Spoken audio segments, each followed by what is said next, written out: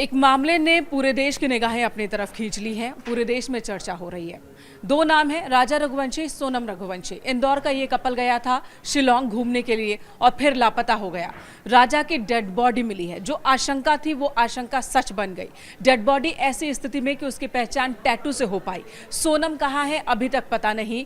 और आखिर क्या हुआ होगा इस कपल के साथ, जो कि बहुत खुशी खुशी गया था हनीमून बनाने के लिए और 3 दिन बाद ही लापता हो गया। अब जब खुलासे सामने आ रहे हैं, जब बातें सामने आ रही हैं, तो कई और सवाल खड़े हो जा रहे हैं कि सोनम का लापता होना और राजा की हत्या किसी 1-2 अपराधी के बस की बात नहीं है। आखिर क्या क्या हुआ होगा, कौन कौन लोग शामिल हुए होंगे और अभी तक क्या क्या इन्वेस्टिगेशन हुआ है और कहाँ गलती रह गई शिलोंग पुलिस की ओर से, इस पर बात करते हैं। हमारे साथ मयंक है, नीलू भी है इस खबर को लेकर। मयंक, इसकी चर्चा इसलिए ज़रूरी है क्योंकि अगर सोशल मीडिया पर यह मसला नहीं उठा होता, गृह मंत्री अमित शाह, मध्य प्रदेश के सीएम, उनकी दखलंदाजी नहीं होती, तो ये मामला तो दब ही जाता है, ऐसा लग रहा है। देखिए, अभी इस पूरे मामले में जो बातें निकल के सामने आई हैं वो बड़ी हैरत करने वाली हैं। देखिए, हैरान करने वाली हैं। जैसे एक तो देखिए, जो राजा का जो डेड बॉडी मिली है इनकी, आपने बताया कि टैटू से पहचान हुई है। इसके आसपास कई ऐसे सुराग मिले हैं जिससे अब तक कायदे से ये बात पता चल जानी चाहिए थी कि राजा की जो वाइफ सोनम मिसिंग है वो कहाँ है। अगर हम संक्षेप में बात करें, देखिए, एक तो पहली बात, इनकी डेड बॉडी के पास एक शर्ट मिला है जिसकी बहुत ज़्यादा चर्चा हो रही है कि ये शर्ट क्या सोनम का है।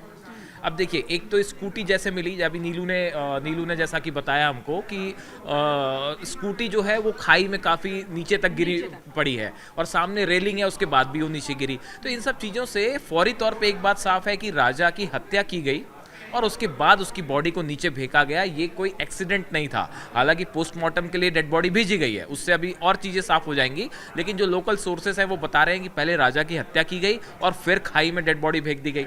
दूसरी बात आप देखिए, इनके ये एक और बात, यहाँ पर खाई में डेड बॉडी फेंकी नहीं गई बल्कि उन्हें नीचे ले जाया गया था। वो जिस जगह पर घूमने गए थे, जो बातें अभी तक सामने आई है, वो जगह बहुत नीचे गहराई में है और कहते हैं कि कई 100 सीढ़ियाँ नीचे उतरकर फिर आप उस जगह को देख पाते हैं, उस नेचर को देख पाते हैं। और वो सीढ़ी भी तीखी चढ़ाई और तीखा ढलान है, पत्थरों की सीढ़ियाँ हैं।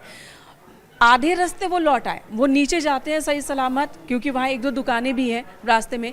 वो ऊपर जब आ रहे होते आधे रास्ते तक आ जाते हैं, लेकिन फिर उसके बाद लापता हो जाते हैं। जो एक ऑडियो क्लिप वायरल हो रहा है जिसमें सोनम और उसकी सास की बातचीत है, उसमें सोनम यही बता रही कि ये मुझे जंगलों के बीच ले आए हैं और बहुत तीखी चढ़ाई है और मैं वहीं जा रही हूँ। तो ऐसा लगता है कि जानबूझकर किसी ने इन्हें गुमराह किया। बिल्कुल, जिस आप ऑडियो क्लिप की बात कर रही हैं मेनका, देखिए, जब वो ऑडियो क्लिप आया, सास से भी बातचीत हुई है, बहुत सारे इंटरव्यूज़ हम लोगों ने देखे उनके। उन्होंने कहा कि देखिए, जब मैं अपनी बहू से बात कर रही थी उस वक्त काफ़ी ज़्यादा हाँफ रही थी, कह रही थी मैं ट्रैक करके ऊपर जा रही हूँ। मैंने कहा भी, मतलब सास का कहना था कि मैंने कहा भी कि कहाँ तुम लोग ट्रैकिंग के लिए ऊपर चले गए हो। उसने कहा कि अभी रखिए, थोड़ी देर के बाद मैं फिर से आपसे बातचीत करती हूँ, अभी थोड़ी सी चढ़ाई है। बात वही खत्म हो गई। उसके बाद किसी तरह के कोई संपर्क 3 दिन तक नहीं हुआ। ये बड़ी बात सामने आ रही है। और देखिए, जिसकी बात की जा रही थी वो ऐसी जगह है जहां पर लाश मिली है या फिर स्कूटी मिला है, वो ऐसी जगह है जहां पर आम लोग नहीं जाते, अमूमन लोग नहीं जाते। जंगल एरिया है, फॉरेस्ट एरिया है, बहुत डीप जंगल है। और आप मेघालय, और इस वक्त बरसात भी हो रही है, वहाँ पर जाना कई जगह पर रिस्ट्रिक्टेड है। वहाँ मनाही भी होती है कि वहाँ पर जो लोग सैलानी घूमने आते हैं वहाँ पर ना जाए। तो कुछ स्पॉट है जहाँ पर जाने की इजाज़त होती है और गाइड्स भी जो होते हैं ऐसी ही जगह पर लेकर जाते हैं। लेकिन जहाँ पर लाश मिली, जहाँ पर स्कूटी मिला, जहाँ पर कपड़े मिले, अब वहाँ पर ये लोग पहुँचे कैसे? इसके पीछे भी बहुत सारे कारण बताए जा रहे हैं कि हो सकता है लूटपाट के इरादे से, क्योंकि देखिए, अब इस पूरे मामले में हत्या की बात सामने आ रही है और हत्या को लेकर एसआईटी का भी गठन किया गया है। क्योंकि देखिए, जब तक हत्या नहीं होगी या कोई सुराग नहीं मिलेगा तब तक एसआईटी का गठन ऐसे ही नहीं होता है। तो अब सवाल यही उठ रहा है कि अगर हत्या है तो किसने की है, कैसे हुई है इनकी हत्या, सोनम कहाँ है, अब तक इसका कुछ पता नहीं चल पाया है। और जिस राजा की बात हो रही है उसकी बॉडी भी डीकम्पोज्ड हो चुकी है, बड़ी मुश्किल के साथ पता चल पाया है। एक जो बात आ रही है, जो फैमिली के पर्सन भी कह रहे हैं कि शिलोंग पुलिस ने बिल्कुल भी सपोर्ट नहीं किया। जब हमने शिकायत की तो पुलिस ने, जबकि ये बहुत आसान था पुलिस के लिए शुरुआती वक्त में ही स्कूटी तक पहुंचना, क्योंकि स्कूटी में जीपीएस लगा था, यानी कि पुलिस ने इस मामले को नज़रअंदाज करने की पूरी पूरी कोशिश की, जब प्रेशर बना तभी जाकर पुलिस ने इस मामले में अपने इन्वेस्टिगेशन को थोड़ा स्ट्रांग किया है। लेकिन सवाल अब भी है कि क्या होटल वाले, क्या स्थानीय लोकल लेवल पर पुलिस वाले और वहाँ के गाइड्स मिले हुए थे? क्योंकि अब ये आशंका जताई जा रही है कि सोनम और उसके पति के पास कुल 6 मोबाइल फ़ोन थे, गहने थे, सब मिसिंग हैं। तो क्या जानबूझकर इन्हें लूटपाट के इरादे से ही वहाँ ले जाया गया था? हाँ, देखिए इसमें है ना, आपने जो बातें तरफ इशारा किया, एक तो देखिए गाइड, जैसे जब भी कोई आप इंडिया में या किसी टूरिस्ट प्लेस पे जब घूमने जाते हैं, देश के बाहर भी जाते हैं, तो अगर ऐसे सिचुएशन में जब कोई क्राइम होता है तो पुलिस की इन्वेस्टिगेशन जो फोकस होती है कि साहब आपके साथ गाइड कौन था, आपके पास स्कूटी या जो व्हीकल है वो व्हीकल किसका था, आपने किससे रेंट पे लिया था। जो लोकल लोग होते हैं आसपास के, उनके बयान लिए जाते हैं कि इन्होंने आखिरी बार कब देखा था, इनके आसपास किसको देखा था। साथ ही आप बता रही हैं 6 मोबाइल्स हैं, उनसे लोकेट करना इनको बिल्कुल मुश्किल नहीं था। साथ ही में जो लोकल यूट्यूबर्स हैं इनके बारे में, या जो स्थानीय आसपास के शॉप कीपर्स थे, इनसे जानकारी ली जा सकती थी। लेकिन ये 6-7 जगह पे ऐसे बड़े ब्लंडर्स हुए जिसकी वजह से ये मामला जो है 10 दिन तक उलझा रहा। अब इसमें देखिए बड़ा सवाल ये है कि सोनम कहाँ है, जैसा कि मेनका पूछ रहे हैं कि सोनम कहाँ गई।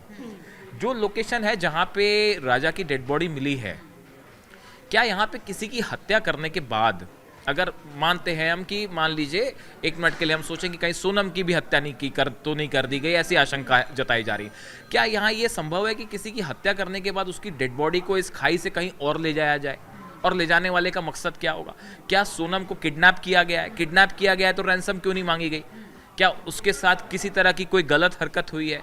खाई से गायब होना, उस एरिया से जहां राजा की डेड बॉडी मिली है, वहां से सोनम का गायब होना, ये अपने आप में बड़ा कई सवाल खड़े कर रहा है। और इसको ट्रैक करने के लिए गाइड, स्कूटी वाला जो बंदा था, ओनर था उसका, जो लोकल लोग हैं, शॉपकीपर्स हैं, विटनेस हैं, इन लोगों से पूछताछ करके आप ये ट्रैक कर सकते हैं कि सोनम कहाँ है। और इसके लिए बहुत ज़रूरी है कि पुलिस, जो स्थानीय पुलिस है और अब तो एसआईटी का भी गठन हो गया है, वो अपने काम को ईमानदारी से करें और सख्ती के साथ करें, तभी मुमकिन है कि वहां तक पहुंचा जा सके।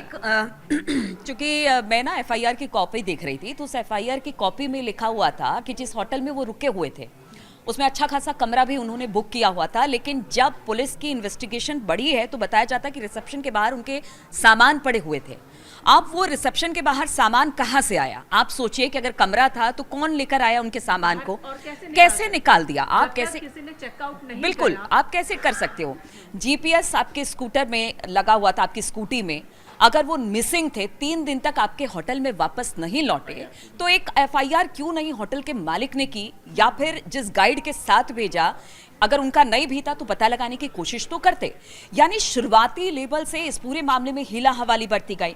पुलिस, कहा गया कि लैंग्वेज की वजह से बहुत प्रॉब्लम हुई, क्योंकि सोनम और राजा दोनों के भाई पहुंचे थे बहुत दूर से, क्योंकि जब पता नहीं चल पा रहा था, उन्होंने बातचीत करने की कोशिश, अपने लेवल पे इन्वेस्टिगेट करने की कोशिश की, पता चल जाए। लेकिन जब ऐसा नहीं हुआ, कॉपरेट नहीं किया इन लोगों ने, मतलब मेघालय पुलिस ने या बाकी लोगों ने, स्थानीय लोगों ने, तब उन्होंने जाके फिर सोशल मीडिया पर उन सब पर वायरल किया वीडियो। तो गृह मंत्री से लेकर मुख्यमंत्री एमपी तक ये खबर पहुंची।